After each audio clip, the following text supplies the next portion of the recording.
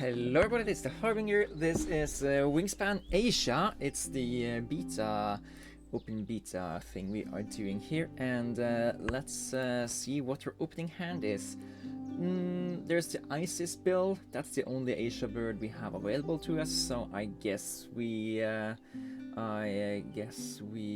we take that. It's basically a cashback bird that gives everybody some amount of cashback, which is decently interesting here.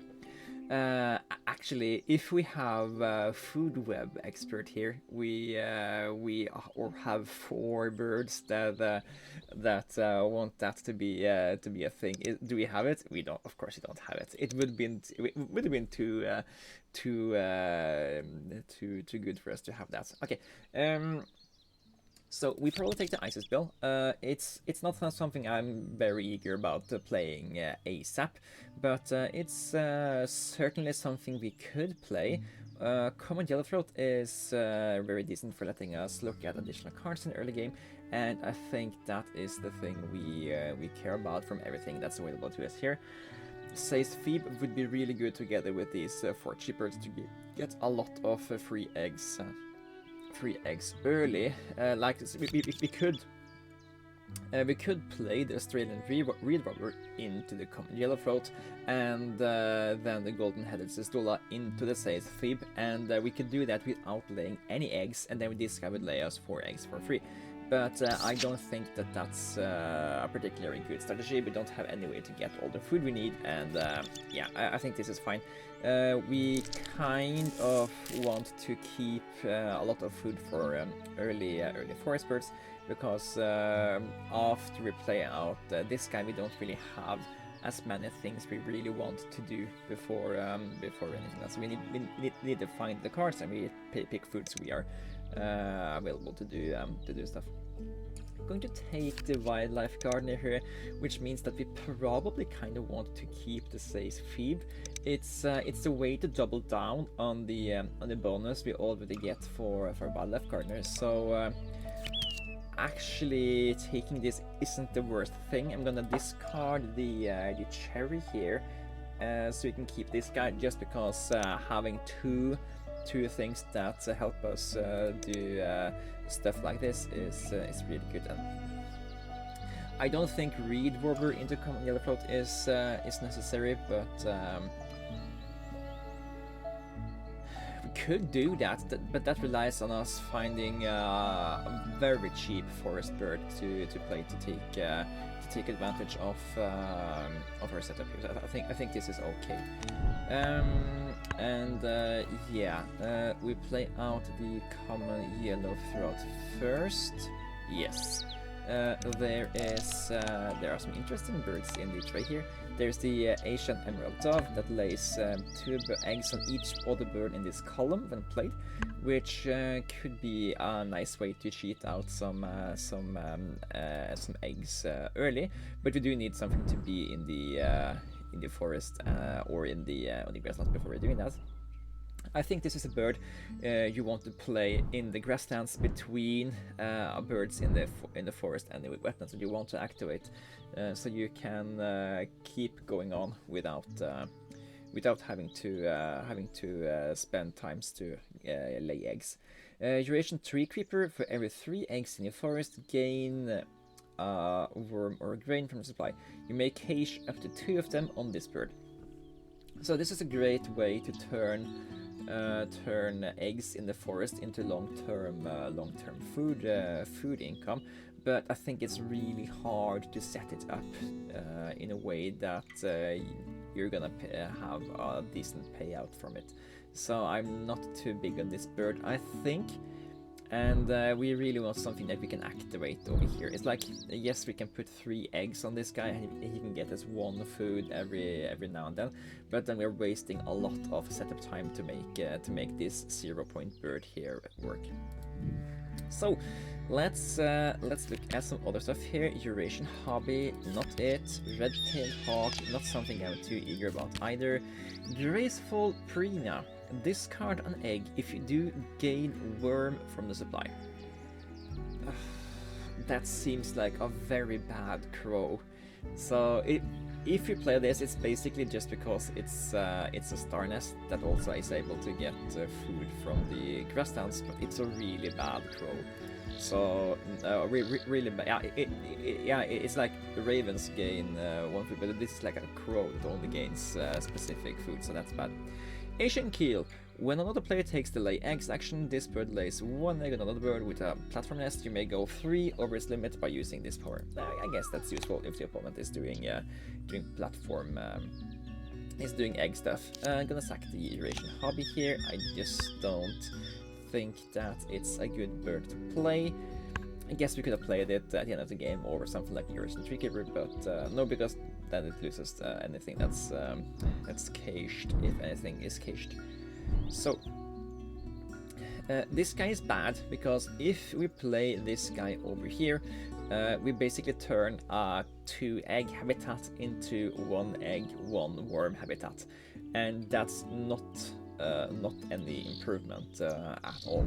So not too eager about any of the birds we drew that turn. Let's give it one more chance to find something we care about here. Satyr Telakopan. Give 1 card from your hand to another player. If you do, lay 2 eggs on this bird. That's pretty interesting. Okay,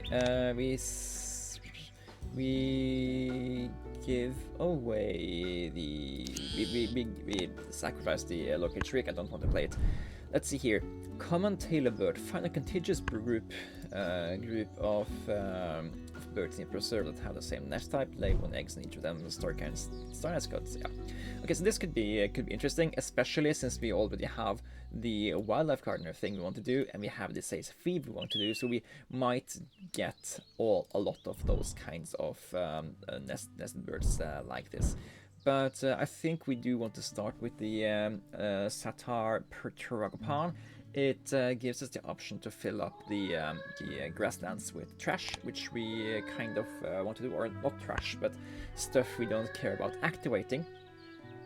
So yeah, and I think I mean we do have a decent chunk of platform birds as well, but I think we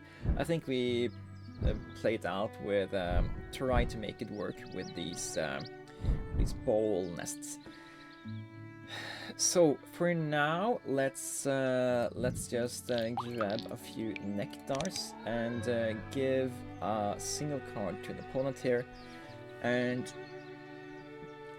I don't have too many bad cards to give them, so I'm just gonna give them a brown falcon, which is it gives points every now and then. It's just rare. It's not guaranteed. So I'd rather than play something like that than something better. And maybe they can help us achieve some targeted. You know, when other bird predators powers succeed stuff. Yes, language is hard sometimes. So now we have nectar. Maybe we should have gone here first and tried to find some more bad cards to give the opponent before we did anything else. Black Noddy is interesting. It's a 9-pointer. Willy Wagtail, Black-throated Diver. Okay. I don't think we care about the Black-throated Diver. We already have a lot of card draw. I do like the Willy Wagtail.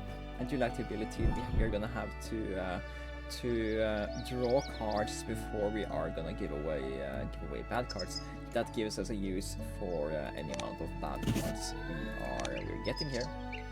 And we can also just give away the Lincoln's Sparrow. Not something I'm too keen about keeping around.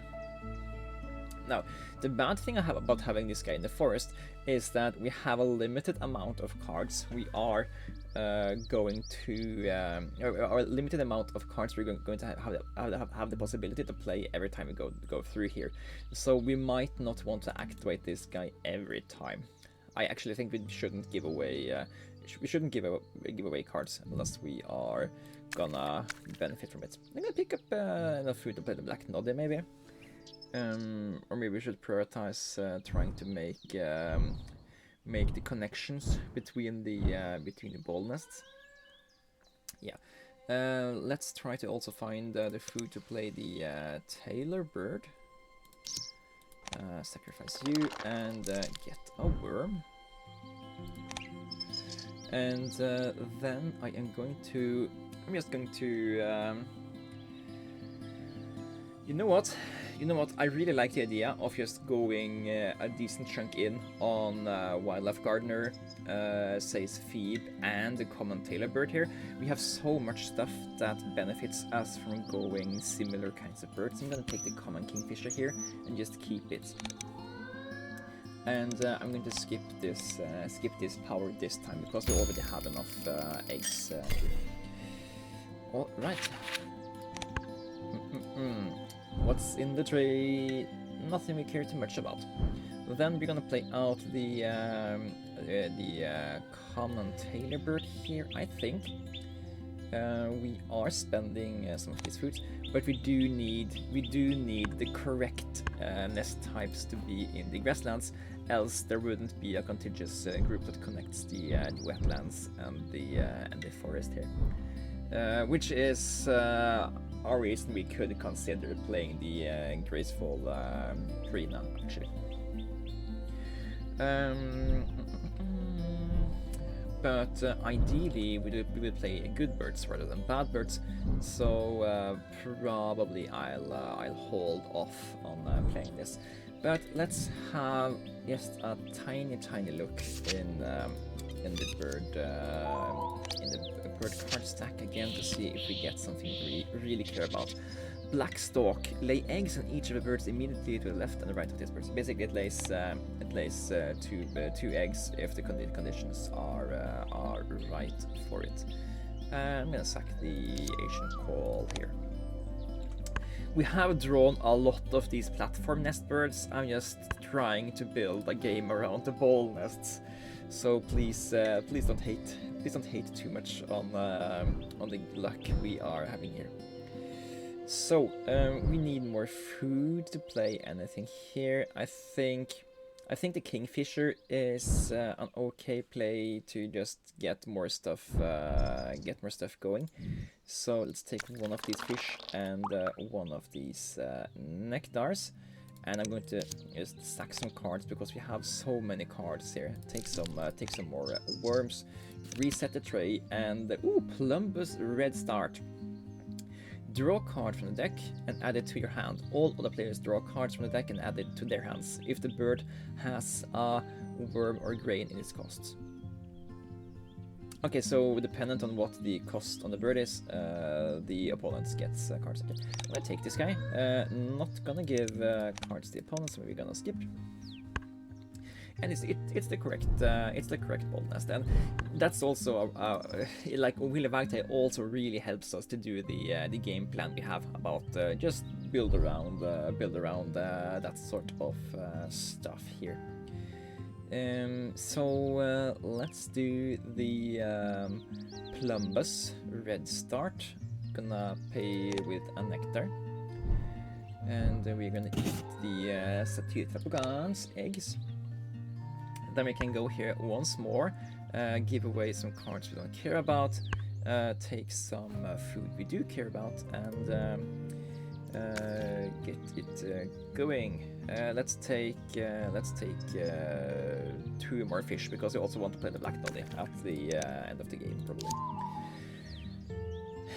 Sack the peaceful dove to get another nectar. That's great. Then we are going to, I guess we have also quite a few small birds. 1, 2, 3, 4. And yeah, 5. Yes, we are gonna play this splendid Fairbrand. It's also a great bird for us to play in the grasslands as it's going to be connecting up the 2 habitats. I'm gonna give away the purple Gallinule. I want the opponent to give me eggs. Or give me cards. So there's that. And then I'm like, which order are we playing things now? If we play out the Splendid Fairbrand, we can get a few eggs in on the different kinds of nests we need for the round 2 goals. I think I'm gonna prioritize that. Also, we get a nectar into the grasslands, which is always nice to just be done with. So let's do that. The eggs of the sapphire tragopan. I don't know why I'm looking at this thing and like imagining it's supposed to be a triceratops or something. It's just a weird name for me. Now we need to lay some eggs. I'm going to discard a card we don't care about long term, which is I mean, you're a 5-pointer. We don't care about activating you, but we care about you being a star nest. That's 5 points because you're gonna get 1 egg from here, 1 egg from here, so that's 2 more points. 1 egg from here, 3 more points, and you are I guess you don't count for Wildlife Gardener long term because we're gonna have enough by then. But yeah, you're gonna be an 8 point for two foods. And if we find Food Web Expert somehow, we are really happy. So I think we're gonna sack the red-tailed hawk. And we put 1 egg there, 1 egg there, and I guess we just put 1 more egg here. And that should give us at least some point here, and we actually get everything because the opponent didn't have enough eggs correctly placed there.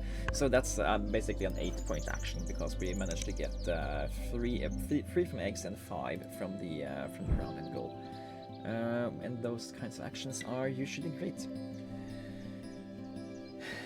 Don't care for either of these cards here, but you can look at this. Greater Adjutant. Copy 1 bonus card of the next player as if it were your own. Score it based on your own birds. So, let's try to find the common kingfisher some food. Then it's like Black Noddy and Isis Bill, and we are done with wetlands. So, at some point we want to play out the Says Phoebe and stuff. But yeah, let's do some amount of cards right here, so we have excess stuff to sack and stuff.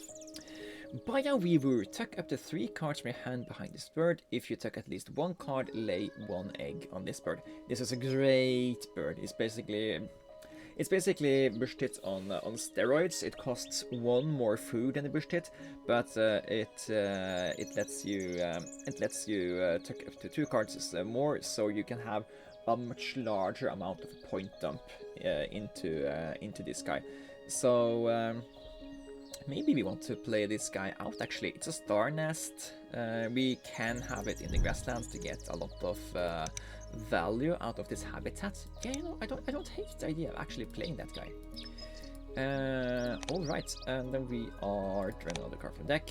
If this has worm or grain, other opponents get to also draw a card. And Great Caster and Bearded Reedling for each other bird in this column with an egg on it. Lay an egg on this bird. Yeah. I am going to sack the wetlands birds, as we aren't going to have room to play them. Alright, let's go over here and take the most amount of relevant food we can. Reset the tray and get ourselves this guy we had in an earlier game. I really liked him there. He took cards and gave us some food. It's a little bit expensive to get out, so I think we're just gonna continue to maybe it's not too expensive. Playing it would give us access to, yeah, we wouldn't get too long, but it's a ball nest which we like to copy stuff up, but maybe I prefer to just take the brown shriek, as it's a little bit cheaper to get out and it binds together the 2 habitats importantly. So yeah, let's do that. And I'm going to give a card to the opponent, and I'm going to give the Eastern Kingbird. No, I'm going to give the common Command Nighthawk, just because it's a really bad card. Or do you want to wait until? Yeah, we don't want to do it quite yet, because we want to get maximum amount of value of every time we are doing that, and we can still play some birds. We can still play some birds as it is now. So let's play out. I am guessing the. You know what? Yeah. I was like, this is almost like a combo, but it's not. It's not. It's basically we are discarding an egg, losing a point to get a worm, just so we can get the point back on the brown chick. Yeah, that's not a combo. That's just a weird thing to do. But let's see. This guy is a small bird, so we probably want to have him.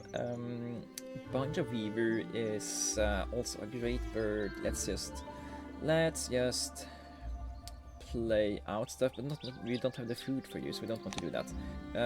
Focus. We wanted to play out the Kingfisher, at least before we are drawing more cards. I don't know if we care about drawing that many cards yet, because we have this guy, so we can get rid of a lot of cards really fast.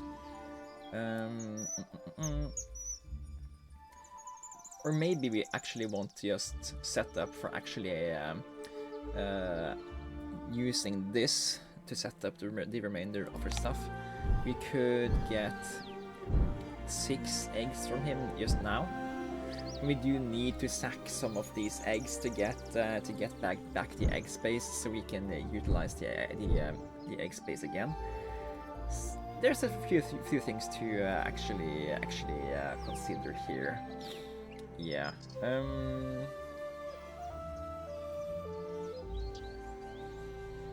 There's actually a lots of things to consider. You know what I really want to do? I really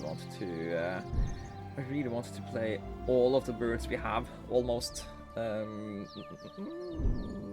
Okay, let's play out the Kingfisher first.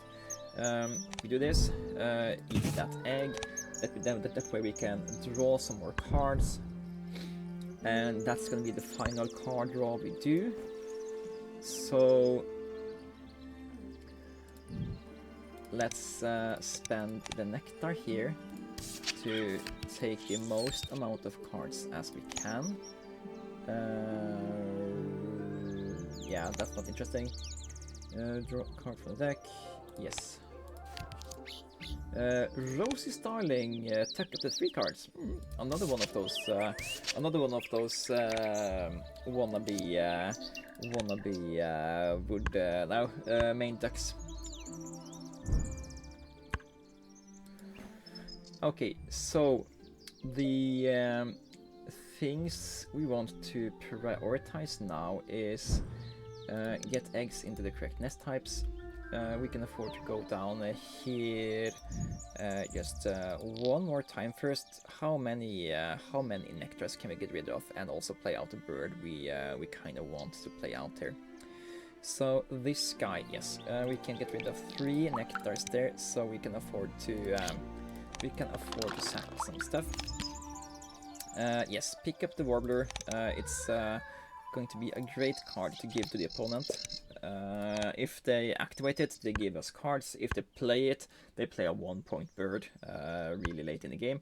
So we are happy either way. Baja Weaver, you go there for 3 nectars. Do that.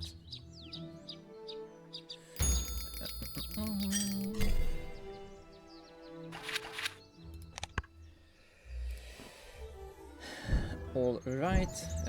Yeah, we need to remember that you need to have at least 1 egg space left at the end of the game. Let's see.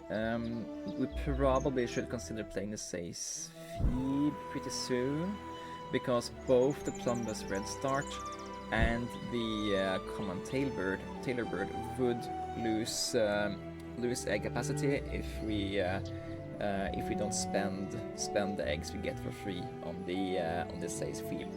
So we probably care about that now.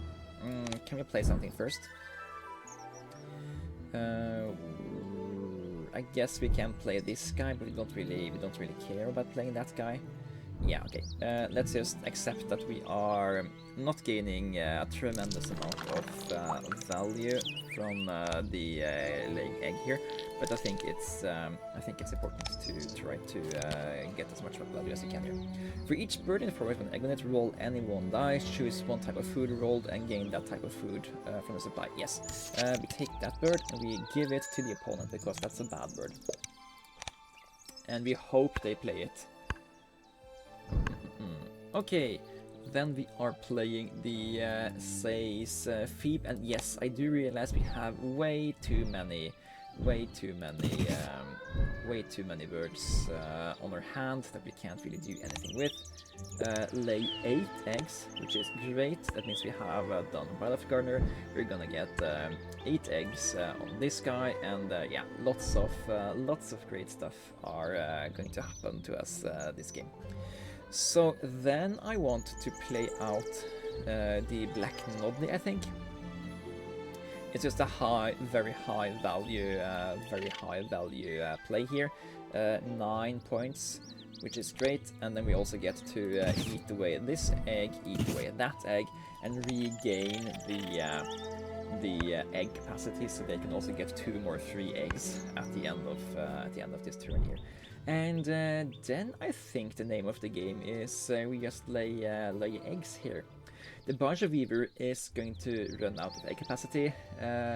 Hopefully we don't regret that too much. Let's do a little bit of a double check here that we can just lay eggs for the rest of the game and be happy about it. So going down here is 1, 2, 3, 4, 5, 6, 7 points on action. And it also requires us to have 8 egg capacity left over that we don't need to save for these 2 guys. So you can take 2, you can take you can take 2, you can take 1, so that's 3 egg capacity. You can take 2, you can take 1, that's 5 egg capacity left over. And yeah, you can take 1 egg, so we only have 6 egg capacity left over. Ooh, that's a little bit harsh. So basically we can only get 7 points from laying eggs here. We can still tuck 6 cards here, so this is 13 points. And no matter what we do, I think these 13 points are gonna be better than taking food and playing whatever bird we're gonna do. Unless we guarantee win the last round and gold, of course. That's a 3 point increase, meaning that you are now worth 11 points. We also get 2 more points from eggs here, so that's also 13 points. It's 13 points. This doesn't count that much. It allows us to get further ahead on nectar.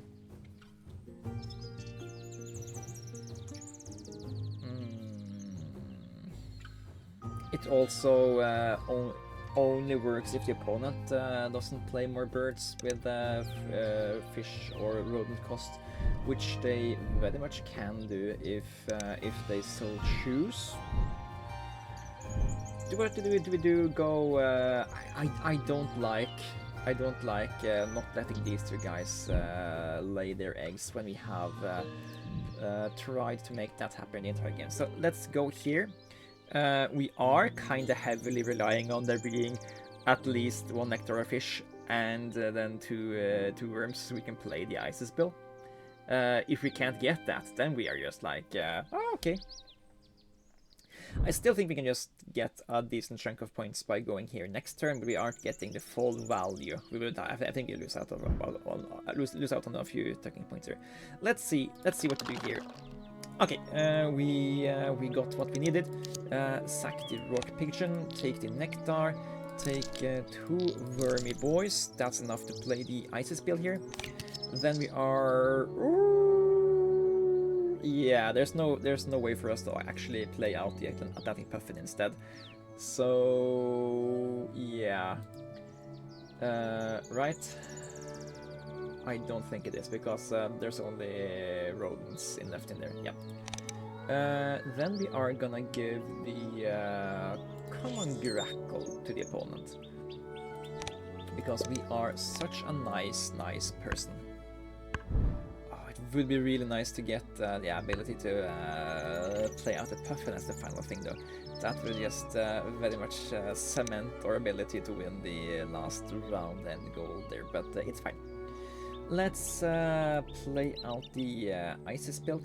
We do lose out on some eggs by doing this, so maybe I miscalculated the value of doing this contra doing this. The more I realize that, the sadder I am that I didn't realize it early enough to stop myself from doing this. But yeah, that's just the end of the game. And yeah, okay, we did win the final running goal. That's fine.